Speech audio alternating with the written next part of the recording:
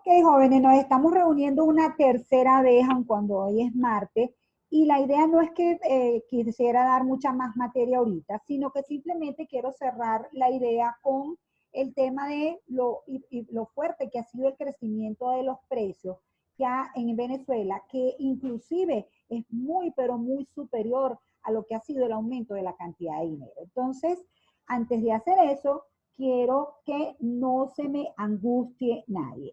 Esto es un primer tema y este tema se llama concepto general. De manera que aquí lo que tienen que aprender ustedes son los conceptos generales.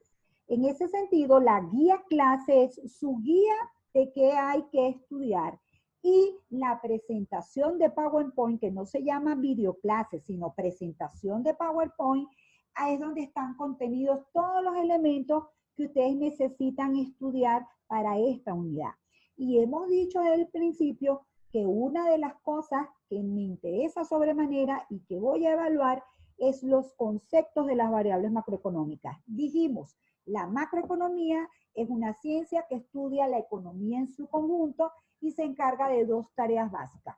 Uno, analizar y calcular variables macroeconómicas. De eso significa entonces que hay que entender el concepto de las variables macroeconómicas.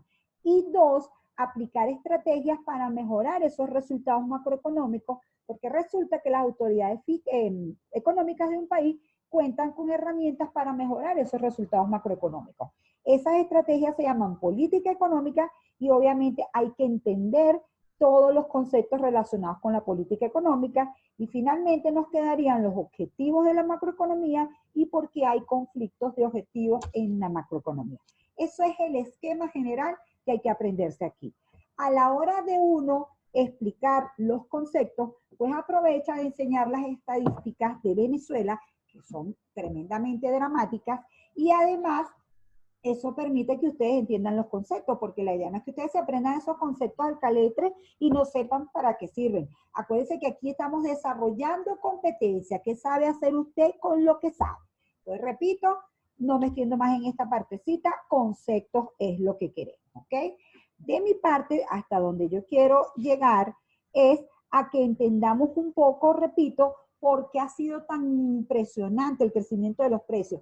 Y si usted ahorita en este momento no me entiende por qué ha sido tan impresionante el crecimiento de los precios, no importa. La idea central que yo quiero que me les quede, jóvenes, es que la inflación es un fenómeno serio y que si uno permite llegar a una dramática situación de hiperinflación, se pierde el control de todo, jóvenes.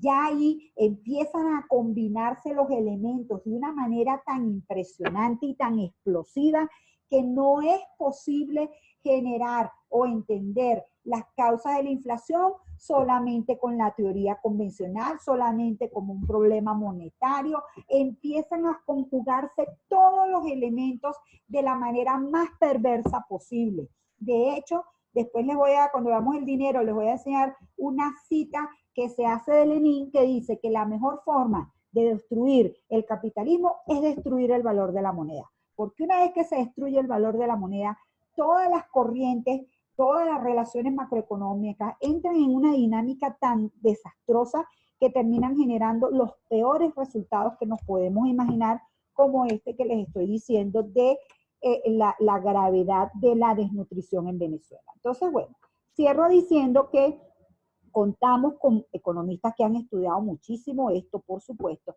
y dentro de los economistas contamos con los señores Leonardo y Andrés Vera, que tienen una investigación que se llama Inflación crónica e inflación extrema en Venezuela, y lo titulan Descifrar el conundrum de la inflación en Venezuela. ¿Qué significa conundrum? Significa acertijo, es decir, nosotros nos caracterizamos siempre por haber tenido inflaciones elevadas, porque somos un país que siempre ha percibido una renta petrolera, por lo menos todo lo que es nuestra historia petrolera, desde los años 40 hasta aquí, ¿ok?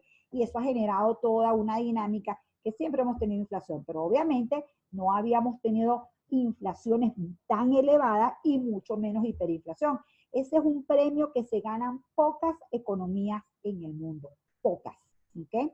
Entonces, dentro de las cosas que resaltan los economistas Leonardo y Andrés Vera, es que una cosa que contribuyó a que los precios crecieran brutalmente es que tuvimos controles de precios. Más del 50% de la canasta alimenticia en Venezuela pasó por procesos de controles de precios. Los controles de precios siempre generan que haya una escasez, que la oferta no se desarrolle suficientemente. ¿Por qué? Porque resulta que pasa como les puse en el ejemplo del mercado. Nadie va a querer regalar su producción, jóvenes, nadie. Si los precios no son atractivos, se crean los mercados paralelos y se crea poca oferta. Eso siempre va a ser así. Otro elemento que ellos dicen que influyó tremendamente fue el haber tenido control cambiario durante muchísimo tiempo. En todo lo que fue el año 2003, 2004, 2005, 2006, yo diría que hasta el 2007, el gobierno se dio el lujo de tener un control de cambio y una alta oferta de divisas porque los precios del petróleo crecieron muchísimo. Pero en la medida que se fue agotando la oferta de divisas y se mantuvo la demanda de divisas artificialmente alta, lo que ocurrió es que se pasó a un mercado paralelo. Y en ese mercado paralelo empezó a crecer enormemente el tipo de cambio con el correspondiente efecto de esa dinámica cambiaria en los precios, porque muchos de los bienes que se importan son bienes de maquinaria y son insumos que obviamente al usted comprarlos a un tipo de cambio más elevado va a generar que usted quiera vender esa mercancía a un precio más alto, ¿ok? Entonces, ese es el primer elemento que ellos absorben y que es muy importante. Otro es el tema de las expectativas, jóvenes. Se los dije desde la primera clase. Dentro de la economía funcionan los incentivos y las expectativas para conducir la conducta de los agentes económicos. En un país como este, donde entonces la dinámica del tipo de cambio empezó a ser el centro de todo, pues lo que se esperara que ocurriera con el tipo de cambio terminó generando un crecimiento endógeno en la inflación. Aquí le pongo, los agentes económicos aprenden a desenvolverse en un ambiente inflacionario y fijan sus precios de acuerdo a sus expectativas sobre el tipo de cambio paralelo. De lo que ellos pensaran que iba a ser la evolución futura del tipo de cambio, que siempre era el alza, hacían sus ajustes de precios y eso va generando una bola de nieve. Finalmente, entonces, está esto que es un hecho inédito que se puede ver solamente en procesos de hiperinflación. En vez de ser un proceso en el cual el aumento de la cantidad de dinero lleva a un aumento de los precios, es decir, a inflación, se revierte el proceso. Es el aumento de los precios lo que va generando que haya mayor inflación y mayor aumento de los agregados monetarios. Fíjese, se lo pongo aquí. El crecimiento del dinero termina siendo endógeno en muchos episodios de la inflación. ¿Qué significa endógeno? Que el crecimiento de la cantidad de dinero termina siendo la variable que se va a obtener en el modelo. No la inflación, la cantidad de dinero. Las variables de los agregados monetarios, cuando hablamos de agregados monetarios nos referimos a la liquidez monetaria y a la base monetaria, que luego veremos que es el agregado que el Banco Central maneja. Entonces dice, las variables agregados monetarios, tasa de cambio y los precios tendrán un papel protagónico y de mutua causalidad, es decir, se van a estar causando unos con otros, donde la tasa de cambio adquiere el rol de variable independiente y los agregados monetarios y los precios son las variables endógenas. Entonces, ¿qué empezó a ocurrir? Que la dinámica en el tipo de cambio empezó a generar inflación y empezó a generar crecimiento de los agregados monetarios. Para ellos, entonces, la inflación en ese periodo no se encuentra enfocada solamente en un problema de desorden fiscal o de desorden monetario, que son las causas atribuidas básicamente a las inflaciones muy elevadas y a la hiperinflación, sino que lo que ocurrió en la dinámica cambiaria terminó generando todo esto que está aquí. Y con todo eso les enseñé que todavía el tipo de cambio, si bien tiene una variación estruendosa, no se compara con la variación de los precios. Aquí están los controles, la escasez de la oferta, las expectativas, lo que pasó con los agregados monetarios, porque obviamente el gobierno siguió aumentando los agregados monetarios como lo ven aquí, y luego en algún momento resulta que lo que pasa en el tipo de cambio genera inflación y genera crecimiento de la cantidad de dinero. Porque una cosa que ocurre es que en la medida que hay un proceso inflacionario, usted necesita demandar más dinero. ¿Por qué necesita demandar más dinero? Porque usted el dinero lo necesita para comprar bienes y servicios. Si yo esta semana necesito 400 bolívares para comprar un kilo de queso, la semana que viene necesito 800, la que viene 2000 y la siguiente 5 millones, yo termino demandando más dinero, ¿sí? Porque ese dinero lo necesito para hacer el intercambio de los bienes y servicios. Entonces, lo que quiero con esto es que ustedes se sientan muy, muy interesados en entender cómo funciona la macroeconomía, ¿ok? Así que por a mí, hasta aquí llega la clase, no quiero abusar más del tiempo de ustedes y el que se necesite desconectarse, no hay problema, nos vamos a quedar es para la sesión de preguntas, ¿ok? Entonces soy todo oído con las preguntas. Profe, yo tengo una pregunta que, bueno, no sé si sea válida, pero la dolarización que se está percibiendo en el país, que ya incluso el Estado, el gobierno ha tomado medidas para ir encaminándose hacia ello, ¿usted cree que baje la demanda de dólares o seguirá empujando para arriba? Allí tenemos que entonces entender lo que es la dolarización. Entonces vámonos aquí a compartir pantalla, vámonos aquí. ¿Ya todos tienen la pantalla compartida? Perdón, ya todos ven la pantalla, la pizarra, perdón, la pizarra. Sí, profe. ¿Sí? Ok, acuérdense que yo les he dicho que M por B es cantidad de dinero es igual a precios por cantidad, ¿ok? Esta cantidad de dinero permite que usted tenga bienes y servicios. La cantidad de dinero, esa M que está ahí, resulta que tiene por el lado de los activos dos principales activos. Activos externos netos, que son las reservas internacionales, y otros que son los activos internos netos, que básicamente los activos internos netos van a depender del crédito interno. Porque el dinero, del lado de los pasivos, el dinero, nosotros tenemos que es monedas y billetes, que fue lo que le dije ahorita, más los depósitos, ¿ok? ¿Qué hace con ese dinero los bancos? Los bancos lo prestan y esos préstamos entonces forman parte de lo que es los activos de la cantidad de la cantidad de dinero, estos préstamos que están aquí. Repito, lo que respalda una moneda de forma contable, porque al final lo que va a respaldar una moneda es la capacidad que tenga para producir bienes y servicios, es decir, el ingreso, eso lo vamos a ver después. Aquí lo pueden ver claramente, en la medida que crezca la producción de bienes y servicios, va a crecer la cantidad de dinero y en la medida que esto sea un crecimiento armónico, este país va a tener una gran solvencia.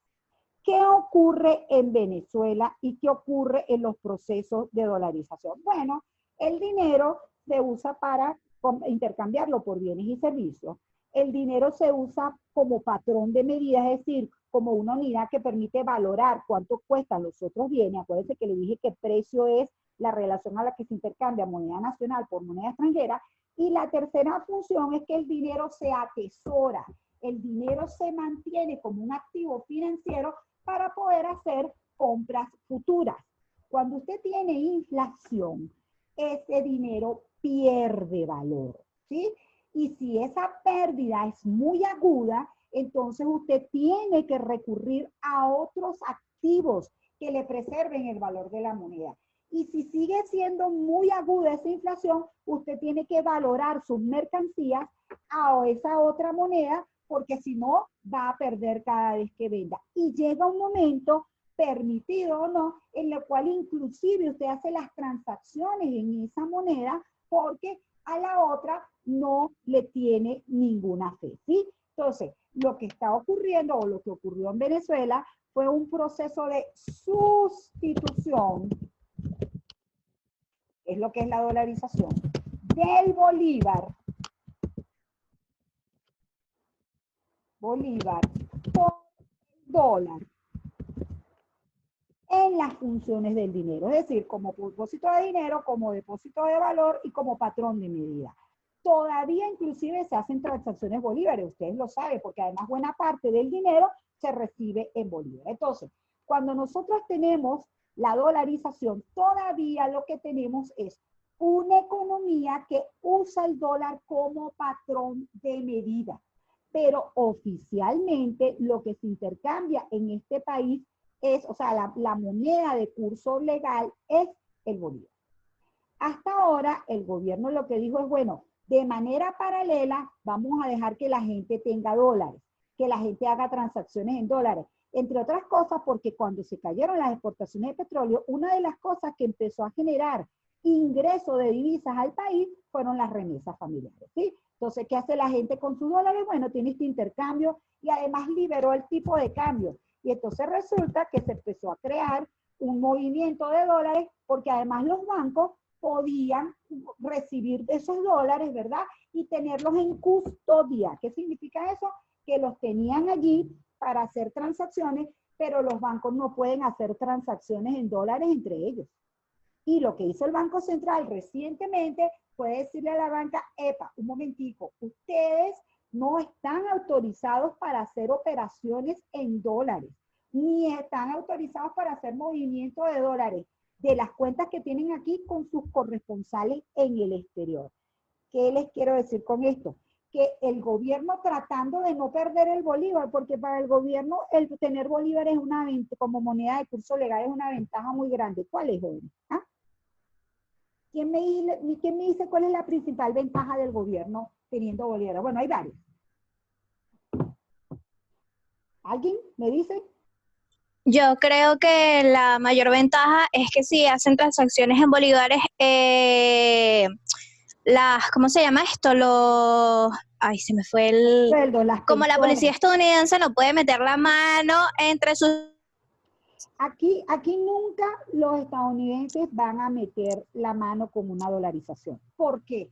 Porque en Estados Unidos, que es una economía muy especial, porque es la economía del resto del mundo, fíjese, porque es una economía que utiliza una divisa que se comanda en el resto del mundo, Estados Unidos no escapa a esta relación que está aquí, ¿sí? Estados Unidos tiene su PIB nominal y tiene su cantidad de dinero. Pero ¿qué pasa con Estados Unidos? Que la demanda de dinero no es solamente nacional, sino que hay una alta demanda de dinero internacional.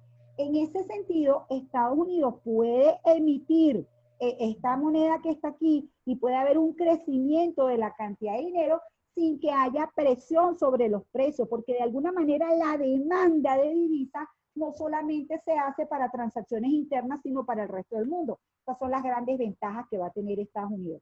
Cuando usted dice yo voy a utilizar el dólar, usted no se está poniendo de acuerdo con la Reserva Federal, que es el Banco Central de Estados Unidos. Usted lo que está haciendo es decir, bueno, parte de los bienes y servicios yo los voy a valorar en dólares y voy a hacer los intercambios en dólares. ¿Qué tiene que ocurrir para que la dolarización aquí sea legal, jóvenes? Que el Banco Central agarre esta cantidad de dinero en bolívares, la divida entre un tipo de cambio y convierta esta cantidad de dinero en dólares. Así sí sería una economía dolarizada, ¿sí? Así que, si usted me pregunta a mí, hasta ahora esta economía todavía no está dolarizada. Esta economía lo que tiene es unas transacciones que se realizan en dólares, ¿verdad? Y que son permitidas, en vez de hacer una transacción donde todo se hace en el mercado cambiario y entre residentes y no residentes, los residentes de esta economía pueden hacer intercambio de dólares por mercancías, por bienes y servicios. No sé si me estoy explicando bien. El chico que me hizo la pregunta, ¿me está entendiendo la diferencia?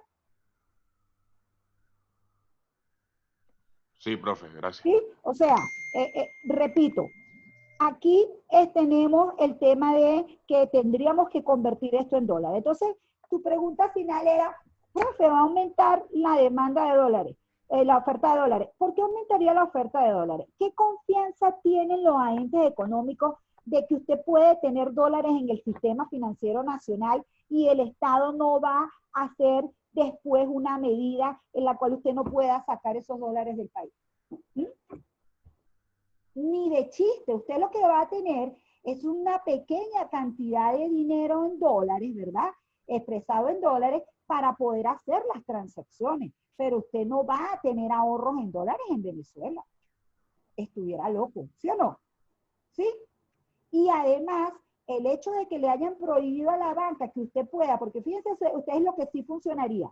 Yo tengo mi cuenta aquí, ¿verdad? En el banco mercantil, y entonces yo hago mis operaciones y mis excedentes los convierto, de dólares, los mando y los tengo en mi cuenta de BOFA o de otro banco a nivel internacional, ¿sí? Porque es que después veremos cosas importantes como que los bancos del gobierno ya no pueden hacer transacciones con otros bancos en el exterior porque están sancionados, y los únicos bancos que pueden hacer operaciones con otros bancos en el exterior son los bancos privados, y cuidando mucho ese privilegio.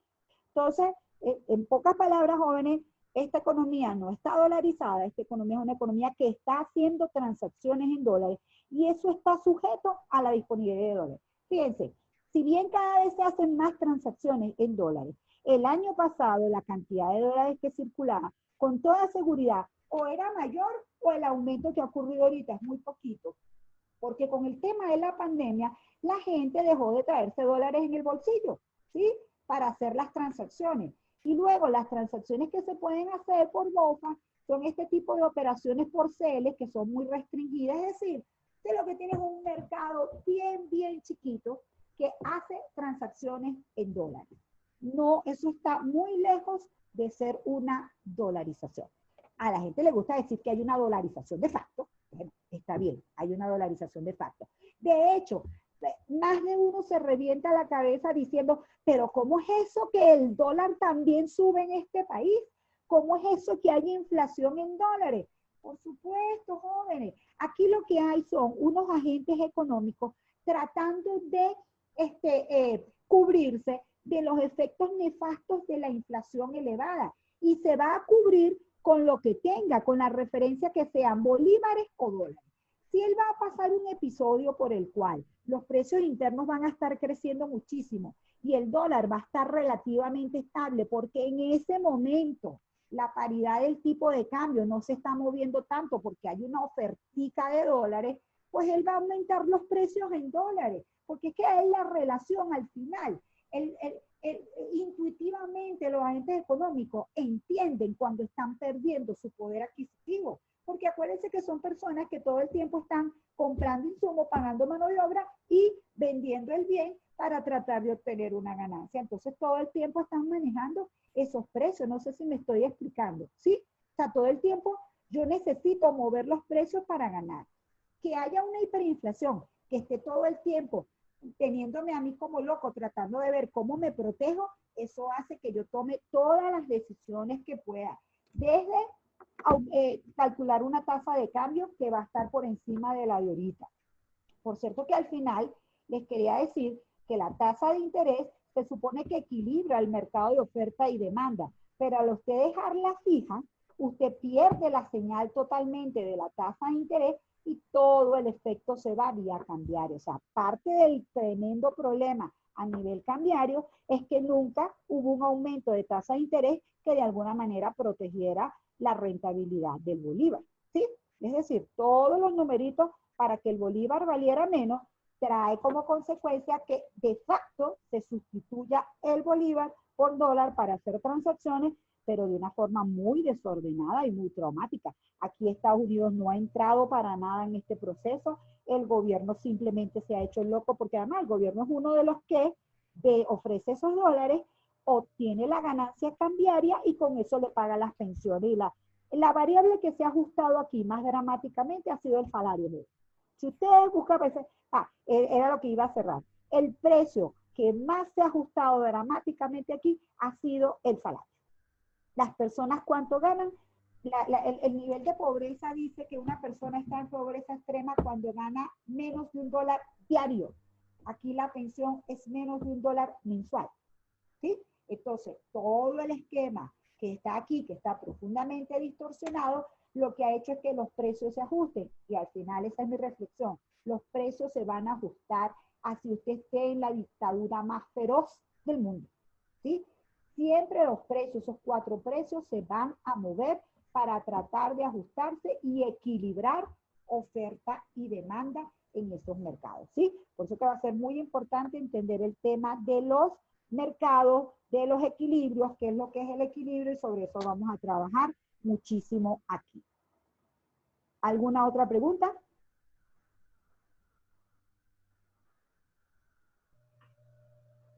No me abandonaron, ¿no? No me dejaron sola. Ay, Dios mío, quedamos 17. ¿Alguien más tiene preguntas? No, pero... No, por ahora yo no sé lo demás. No. Ya se quieren ir a comer. No se preocupen que sobre esto vamos a seguir dando y dando y dando. Si tienen una pregunta específica, me la hacen por WhatsApp y la respondemos por WhatsApp, ¿sí?